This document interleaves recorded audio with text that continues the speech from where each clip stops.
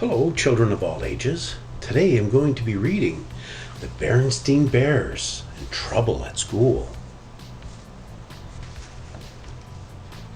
When a problem at school is kept secret too long, it can grow till a cub thinks everything's wrong. Though brother and sister bear were usually very healthy, they occasionally caught cold. So when brother came home from school one day sneezing and wheezing, Mama Bear knew just what she'd do.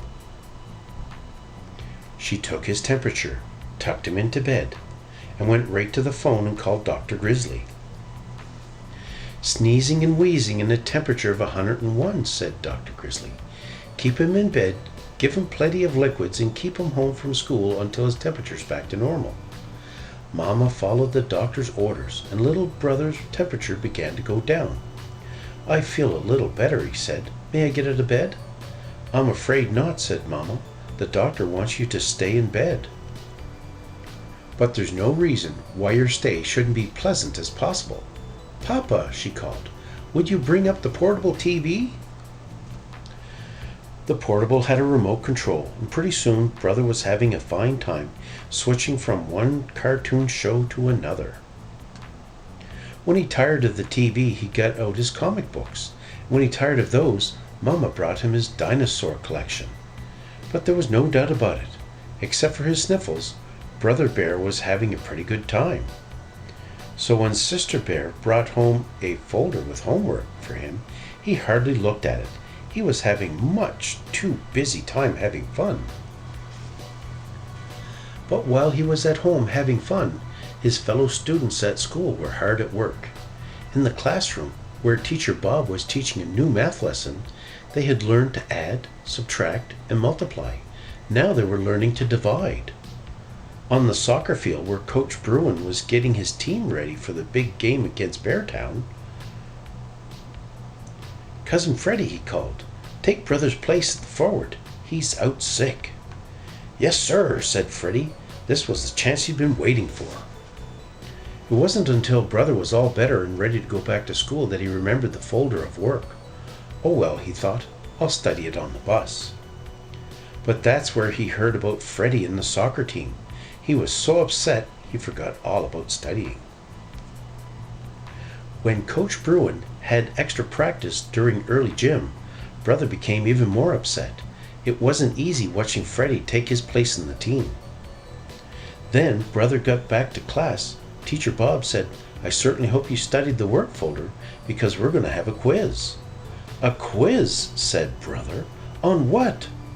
"On division, of course," said Teacher Bob as he handed out the quiz papers. Brother might have managed even then. He was good with numbers and might have actually worked things out if only he'd been able to concentrate. But all he could think about was Cousin Freddie out there kicking field goals while he sat on the bench. The quiz was a disaster. Not only did brother get every problem wrong, but Teacher Bob wrote on a paper, "Very poor. Must be signed by parent." Brother did not know which was worse, the soccer mess or the quiz disaster. What would he say to Mama and Papa when he asked them how things had gone in school? He was so busy feeling sorry for himself on the bus ride home that he didn't notice how Sister was coming down with a bad case of the sneezes and wheezes. "Oh dear," said Mama when she saw Sister, "you've caught brother's cold. Into bed with you." She and Papa were so busy attending to Sister that they forgot to ask brother how things went at school. And he didn't tell them. The next morning, when the school bus came, brother didn't get on the bus. He hid in the tall grass until the bus was out of sight. The squirrels and bluebirds were puzzled. Brother was usually happy and cheerful, but not this morning. This morning he looked unhappy and angry too.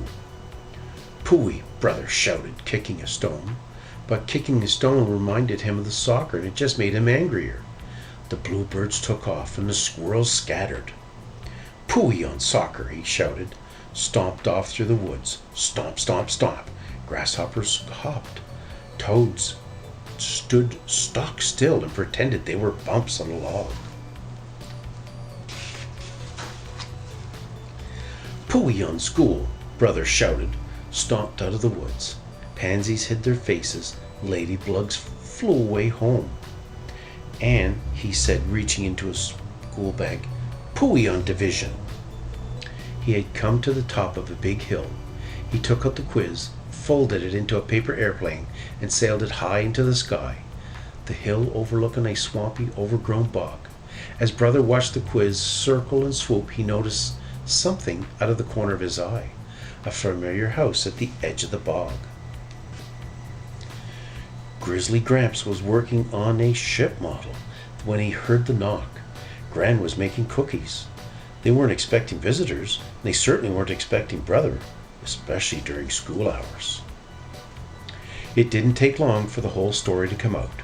Gramps and Gran listened quietly as Brother told them about catching the cold, the folder of work, the soccer mess, the quiz disaster, the missed bus, and the paper airplane.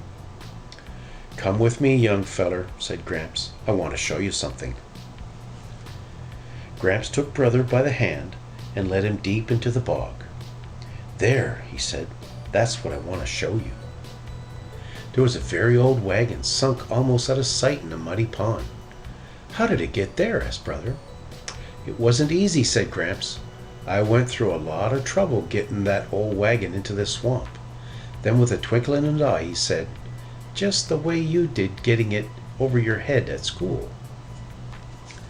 "It happened a long time ago when I took a wrong turn, just the way you did when you didn't study at school work that Teacher Bob sent home.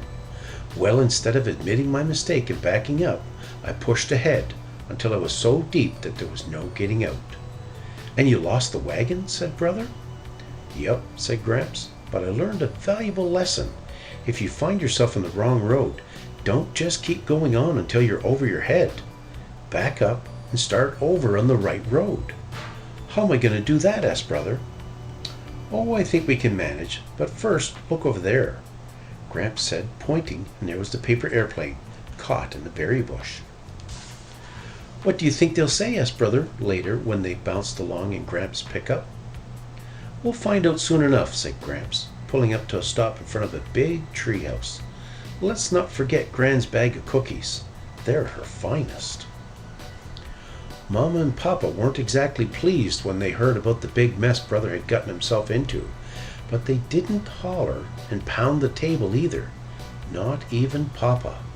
He looked like he might be going to when he saw the paper he had to sign. Gramps had tried to flatten it out, but it was still pretty wrinkled. "What happened to this?" he asked. "Oh," said Gramps, "it just sort of got folded a bit." That's when he brought out Gran's cookies, and there were 10 of them.